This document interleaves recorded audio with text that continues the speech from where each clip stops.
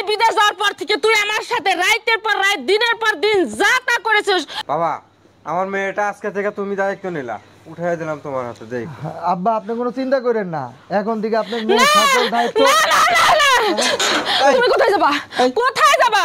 কোথাও যাইতে পারবা না তুমি, তুমি কোথাও যাইতে পারবা না। কিছু উনি তো আমার ভাবি। কিসের ভাবি? কার ভাবি?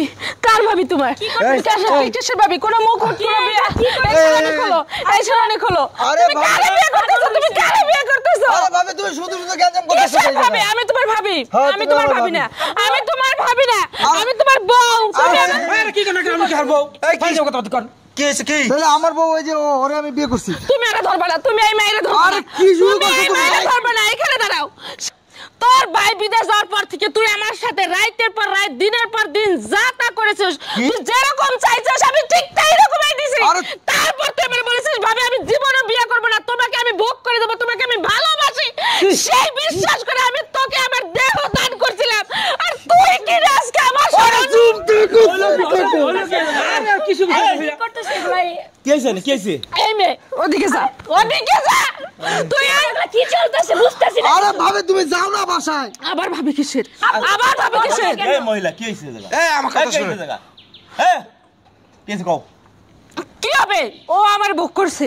কি না বুক? ওই শিমুল আমার দেওর, আমার দেওর ওর বাইরে থেকে বিদেশ।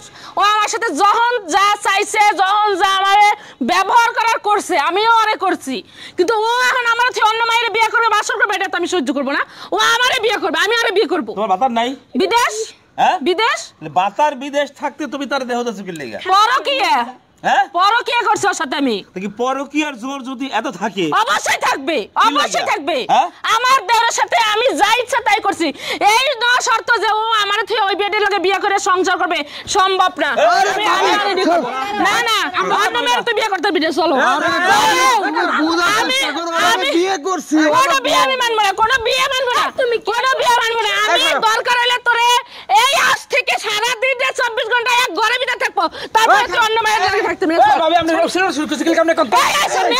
তুই দিছিস কেন? আমার দাঁড়া তুই ধরবি না, তুই ধরবি না, তুই ধরবি না।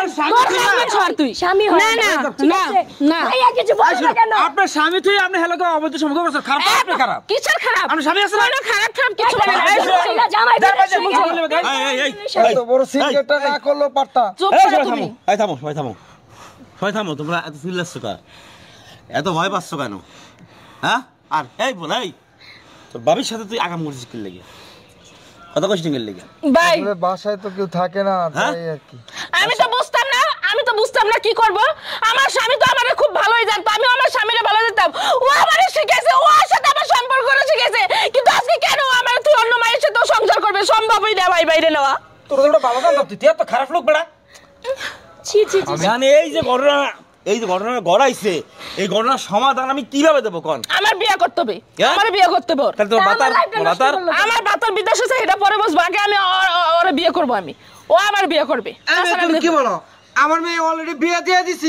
আপনি চুপ করেন, আপনার মাইলেজ সরে নিতে জানেন তো, আপনার মাইলেজ চলো জানগা। আচ্ছা হলো ভাবি, এখন বলে বাড়িতে যাক, বাইরে ফোন দেয় কথা। না না না, বলে বাড়ি গেলে তো সংসার করতে হবে না, বাসর করতে হবে না। ওই বাসর আমার সাথে করতে হবে।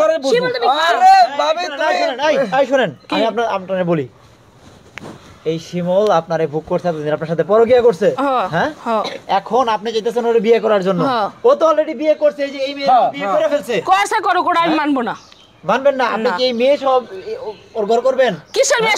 ও মেয়ের আমি ডিভোর্স দেবো, ওই মেয়ের আমি ডিভোর্স দেবো।